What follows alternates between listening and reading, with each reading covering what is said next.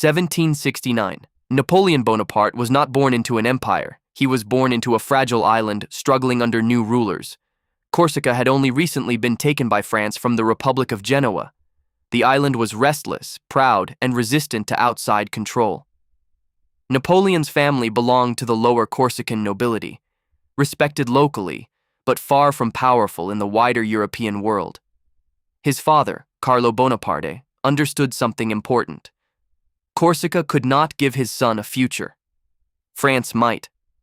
Through political connections and careful maneuvering, he secured Napoleon a place in French military education.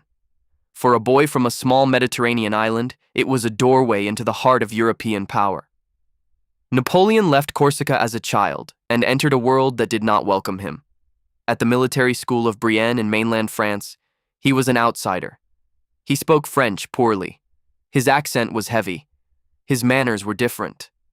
Other students mocked his Corsican identity and humble background. Isolation shaped him. Instead of social life, he focused on study. History fascinated him. Ancient commanders like Alexander the Great and Julius Caesar became his models. But the subject that truly captured his attention was artillery. Artillery was not about noble lineage or personal bravery alone. It was about mathematics, physics, angles, distance, timing. In artillery, intelligence could defeat aristocracy. Napoleon excelled. In 1784, he entered the École Militaire in Paris, the most prestigious military academy in France. He completed the program quickly and graduated in 1785 at only 16 years old. He became a second lieutenant in the French artillery. At that moment, nothing about his career appeared extraordinary. France was still a monarchy. Europe was dominated by royal dynasties. A young artillery officer from Corsica seemed unlikely to change anything. But Europe was about to enter one of the most violent transformations in its history. 1789. The French Revolution erupted. Economic crisis, political corruption, and social inequality had weakened the monarchy for years. When the revolution began, the old structure of power collapsed rapidly. Kings across Europe watched with fear. Revolution threatened the very idea of hereditary rule. Soon, France was surrounded by enemies. Austria and Prussia declared war. Coalitions formed against the revolutionary government. Inside France, rebellions erupted in several regions. Chaos created danger, but it also created opportunity. The old aristocratic officer class began to disappear. Many nobles fled the country. Positions in the army opened suddenly. For ambitious officers like Napoleon, revolution became a ladder. The first moment that truly changed his life arrived in 1793. The Mediterranean port city of Toulon had rebelled against the revolutionary government. Royalists inside the city invited the British Navy to occupy the harbor. For revolutionary France, this was a disaster. Toulon contained a large part of the French Mediterranean fleet.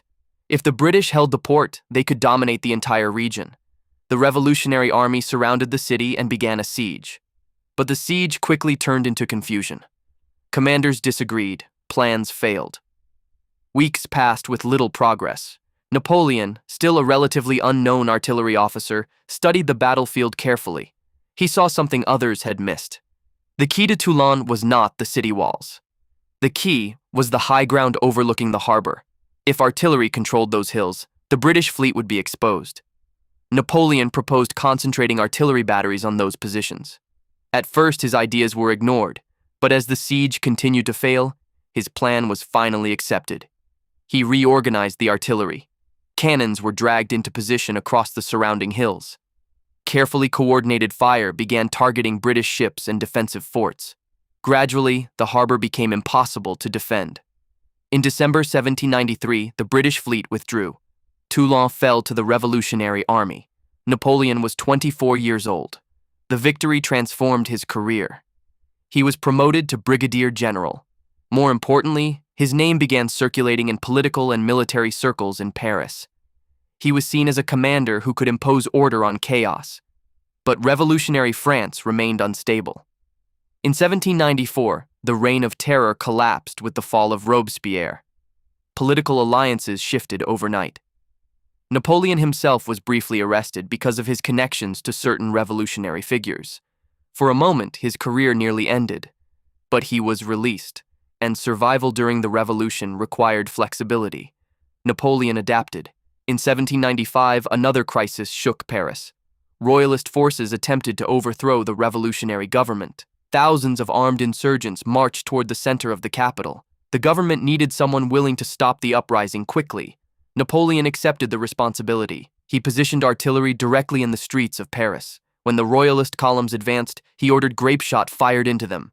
The attack shattered the uprising within hours. The government survived, and Napoleon Bonaparte became known as the officer who had saved the revolution from destruction. 1796. When Napoleon Bonaparte took command of the French army of Italy, the situation looked hopeless.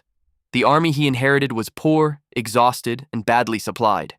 Many soldiers had no proper boots, food was scarce, pay was irregular, and morale was dangerously low. Compared to the massive and disciplined armies of Austria, the French forces in northern Italy appeared weak. But Napoleon understood something most commanders ignored.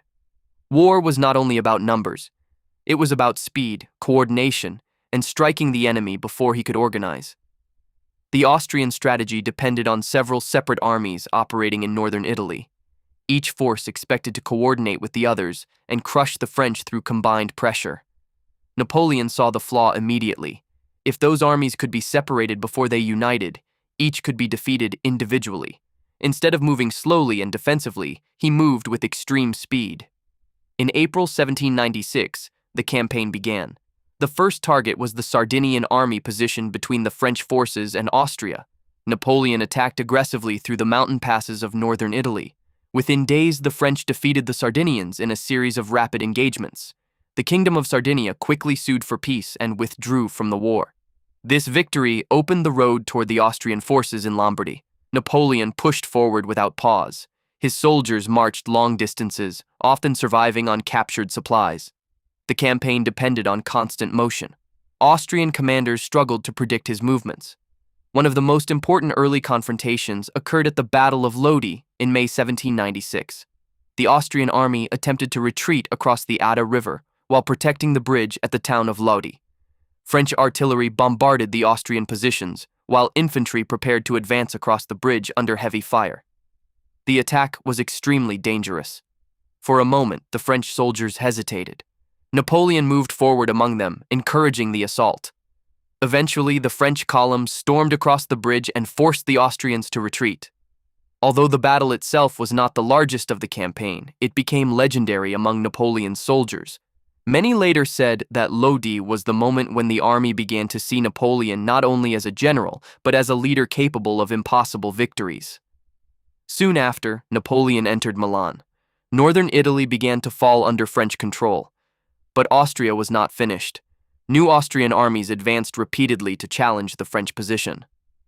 Throughout 1796, Napoleon fought a series of complex battles designed to prevent those forces from joining together.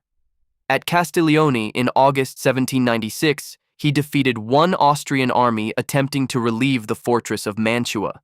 In September, he moved rapidly to confront another Austrian force at Bassano. Later that year, the campaign reached one of its most dramatic moments at the Battle of Arcole in November 1796. The battlefield was difficult terrain filled with marshes and narrow bridges. Fighting was chaotic and intense. French attacks initially struggled to break Austrian defenses. According to many accounts, Napoleon personally moved toward the bridge carrying a flag to rally the soldiers. Whether the exact story is entirely accurate or not, the battle ended with another French victory. But the Austrian threat continued into early 1797. The decisive moment came at the Battle of Rivoli in January 1797. A large Austrian army attempted once again to relieve Mantua. Napoleon carefully analyzed the mountainous terrain around Rivoli and concentrated his forces at key points. When the Austrian attack began, French troops were positioned to strike different enemy columns separately. The Austrian army was decisively defeated. Shortly afterward, the fortress of Mantua surrendered. This victory effectively ended Austrian resistance in northern Italy. Napoleon now carried the war directly toward the Austrian heartland.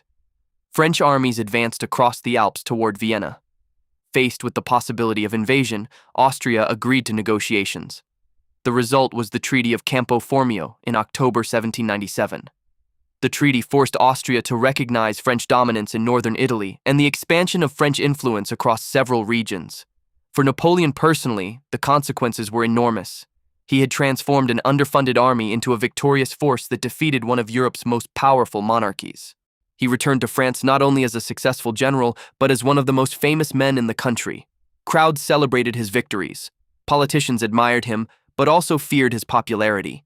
Because by 1797, something new had become clear. Napoleon Bonaparte was no longer just a commander serving the revolution. He was becoming a political force capable of reshaping France itself. 1799. France was exhausted. 10 years of revolution had destroyed the old monarchy, but had not created a stable system to replace it. Governments rose and collapsed quickly. Political factions fought each other as fiercely as they fought foreign armies. Corruption inside the ruling directory weakened public trust, while war against European coalitions drained resources and manpower. Many French citizens no longer wanted ideological purity. They wanted stability. Napoleon Bonaparte understood this change in mood perfectly. When he returned from Egypt in October 1799, his reputation remained powerful despite the strategic failure of the campaign. Inside France, his earlier victories in Italy still defined his public image. He appeared to many people as the one general capable of restoring order.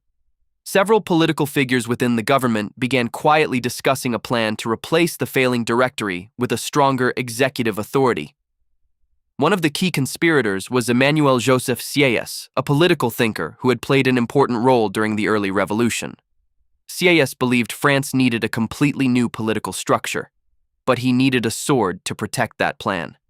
Napoleon became that sword.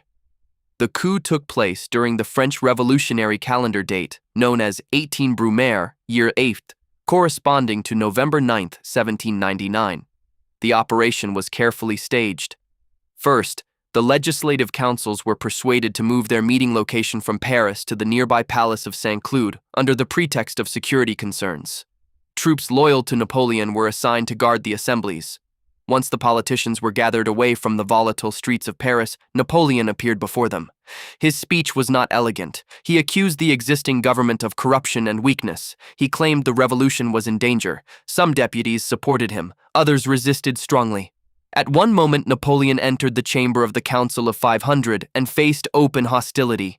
Members shouted that he was attempting to overthrow the Republic. The situation nearly turned violent. His brother Lucien Bonaparte, who was presiding over the council, intervened and claimed that extremist deputies were threatening Napoleon's life. Outside the building, French soldiers were waiting. The troops entered the hall and dispersed the assembly. By the end of the day, the Directory had effectively collapsed. A new provisional government was created. Napoleon Bonaparte became one of 3 consuls responsible for governing France. But the new constitution written soon afterward made it clear who truly held power. Napoleon was appointed first consul.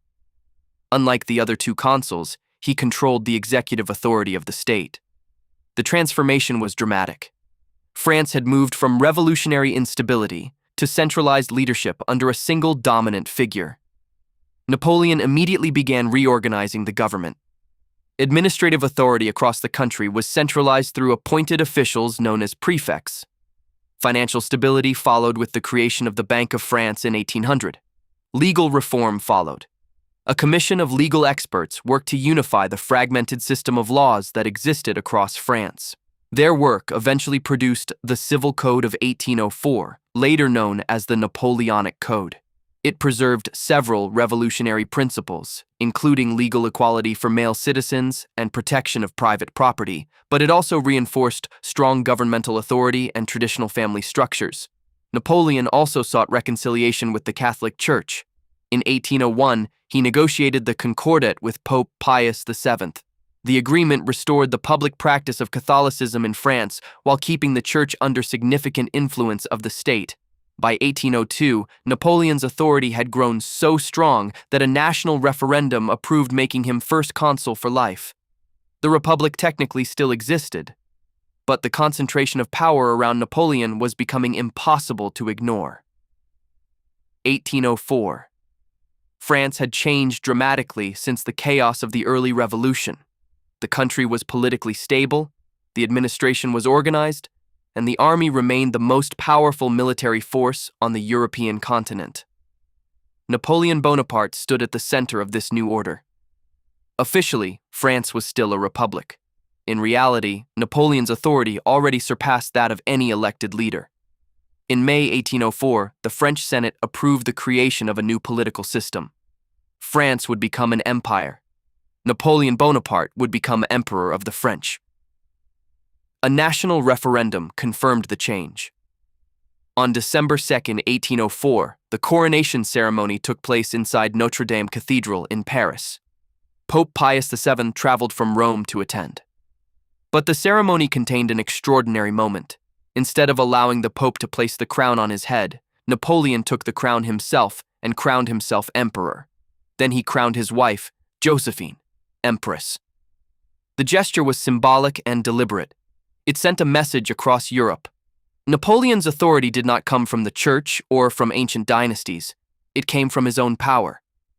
1805, war returned. Napoleon assembled the Grande Armée, a massive and highly disciplined force trained for rapid movement and coordinated attack. In October 1805, the Austrian forces under General Karl Mack concentrated near Ulm in southern Germany. Napoleon moved with extraordinary speed and surrounded them. Cut off from support and supplies, the Austrian army collapsed. More than 20,000 surrendered. Then Napoleon turned toward the next threat, the Russians, December 2, 1805, exactly 1 year after his coronation. Near Austerlitz, morning fog covered the field. Napoleon deliberately allowed his right flank to appear weak, tempting the Allied forces forward. As the Austro-Russian army moved to exploit the weakness, their center stretched too far. At the decisive moment, Napoleon struck the exposed center. French troops seized the Pratzen Heights. The Allied army split in two. Chaos followed. Units became separated. Communication collapsed. Retreat turned into panic. Austerlitz became known as Napoleon's greatest victory. Austria negotiated peace soon afterward through the Treaty of Pressburg. The Holy Roman Empire dissolved the following year. Europe's old structure cracked because one man had shown it could. 1806, 1807. Prussia decided to confront Napoleon. Two major battles were fought on the same day, Jena and Austerlitz. At Jena, Napoleon crushed the Prussian lines after intense fighting. At Austerlitz, Marshal Davout's smaller force defeated a much larger Prussian army through disciplined maneuver and effective artillery. Prussia collapsed with shocking speed. French forces occupied Berlin. But Britain remained the central problem. The British Navy controlled the seas and financed coalitions. Napoleon could not invade Britain, so he attacked Britain's economy. In November 1806, he issued the Berlin Decree, launching the Continental System, a blockade meant to close European ports to British trade. For the system to work, Europe needed obedience. That obedience would break. In 1807, after brutal fighting, Eylau's blood and Friedland's decision, Napoleon forced Russia to negotiate. At Tilsit, Napoleon and Tsar Alexander III met on a raft in the Niemen River. Russia agreed to peace and joined the Continental System. Prussia lost territory and was reduced to weakness. Napoleon's empire looked unstoppable, but the foundations were beginning to rot. 1808. Portugal refused full compliance with the blockade. Napoleon moved armies across Spain to force obedience. Then he made a mistake that created a wound. He pressured Spain's King Charles IV and his son Ferdinand to abdicate. He placed his brother Joseph on the Spanish throne. Spain erupted. In May 1808, uprising exploded in Madrid and spread across the country. Resistance fighters formed and attacked supply lines, ambushed patrols, then vanished into hills and villages. A new word entered war: guerrilla. French armies could hold cities, but the countryside became a blade. Britain landed forces in Portugal under Arthur Wellesley, Wellington. The Peninsular War became a slow drain: men, money, time. Napoleon later called it the Spanish ulcer, because it never healed. And while France bled in Spain, Europe waited for a crack. 1812. Russia began ignoring the continental system. Napoleon saw it as a fatal threat. If Russia walked away, the blockade collapses. If the blockade collapses, the empire loses its economic weapon. So Napoleon assembled one of the largest armies Europe had ever seen, the Grande Armée, over 600,000 men drawn from France and allied states. In June 1812, they crossed the Niemen River into Russia. Napoleon wanted a decisive battle. Russia refused. Instead, Russian forces retreated deeper, burning supplies and villages, scorched earth. French supply lines stretched across enormous distances. Heat, exhaustion, and disease began eating the army alive. In September 1812, Russia finally stood at Borodino. It became one of the bloodiest single-day battles in European history. The French pushed forward. The Russians withdrew again, still not destroyed. Napoleon entered Moscow. The city was abandoned. Then it burned. Moscow became ash, not surrender. Napoleon waited for negotiations. None came. Winter approached. In October, he ordered retreat. The retreat became a slaughter by cold, hunger, disease, and constant Russian attacks. At the Berezina River in November, bridges were thrown across chaos while enemies pressed from both sides. Thousands died. By the time the remnants escaped Russia, only a fraction of the army remained. The myth of invincibility was dead. 1813, 1814. Europe moved. Prussia declared war. Russia advanced. Britain financed. Austria joined. The Sixth Coalition formed, larger, smarter, patient. Napoleon raised a new army quickly, but it was younger, less experienced, less cavalry, less depth. He won early battles, Lutzen and Bautzen, but they weren't decisive. Coalition commanders adapted. They avoided direct confrontation with Napoleon when possible, targeting his marshals and separate forces. They fought the empire, not the man. By autumn 1813, multiple Allied armies converged in central Germany. October 1813, Leipzig. The Battle of Nations. More than 500,000 soldiers collided across villages, rivers, and fields. For days, France held on through discipline and stubbornness. Then numbers crushed strategy. During retreat, a key bridge over the Elster was destroyed too early. Thousands of French soldiers were trapped and captured. Napoleon withdrew toward France. His German empire unraveled. Allies turned. Client states fled. The map began to erase him. In early 1814, coalition armies crossed into France itself. Napoleon fought brilliantly, small victories, fast maneuvers, desperate defense, but France was exhausted. The coalition had more men, more resources, more time. March 1814. Paris fell. With the capital occupied and political support collapsing, Napoleon abdicated. The coalition did not execute him. They exiled him to Elba, a small island in the Mediterranean, a cage disguised as mercy. For Europe, the war was over, but Napoleon was not. 1815. Elba was not a prison to a man who lived off momentum. He watched Europe rebuild its old order. He watched France sour under restored monarchy. He watched his enemies argue over the spoils. Then he did what they believed was impossible. He escaped. In March 1815, Napoleon landed in France. Soldiers sent to arrest him joined him instead. He marched toward Paris. And the old regime folded without a decisive fight. This period became known as the 100 Days. Europe did not negotiate, it mobilized. A new coalition formed instantly, not from ideology, but from fear of repetition. Napoleon knew time was a weapon. He had to strike before enemy armies fully assembled. June 1815, Belgium, Waterloo. The battlefield turned into mud. Orders slipped in rain and smoke. Allies held their lines. Prussians arrived. Napoleon's last roll of the dice failed. Waterloo ended the return. This time, Europe would not risk Elba again. They removed him from the continent entirely. They sent him to the far edge of the world.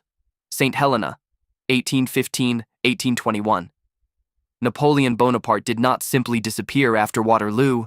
He was sent far away from Europe to a remote volcanic island in the South Atlantic called St. Helena. The British chose this place carefully. Thousands of kilometers from any continent, surrounded by endless ocean, escape was almost impossible. There, inside a quiet house called Longwood, the man who once controlled half of Europe lived under constant surveillance. Soldiers watched the roads, ships watched the coast. The emperor, who commanded millions, now walked the island with only a handful of loyal followers. But even in isolation, Napoleon remained Napoleon. He dictated memoirs, analyzed his campaigns, and argued endlessly about the battles that had shaped Europe. He believed history would judge him differently than his enemies did. In his mind, he was not simply a conqueror. He was the architect of a new Europe. Years passed. His health declined. The climate of the island was harsh, damp, and unforgiving. The man who once rode across continents now spent long days confined indoors. On May 5, 1821, Napoleon Bonaparte died on St. Helena. He was 51 years old. His empire was gone. But the world he had changed remained. Across Europe, borders had shifted, governments had fallen, and entire armies had been rebuilt because of him. Laws he created continued to shape nations. Military strategies he perfected were studied by generals for generations. Few men in history reshaped a continent the way Napoleon did. He rose from an obscure officer to Emperor of France. He defeated kings, shattered coalitions, and marched armies across nearly every corner of Europe. And even after his defeat, his legend never truly disappeared. Because Napoleon Bonaparte was not just a ruler. He became one of history's most powerful symbols of ambition, power, and the dangerous scale of human greatness.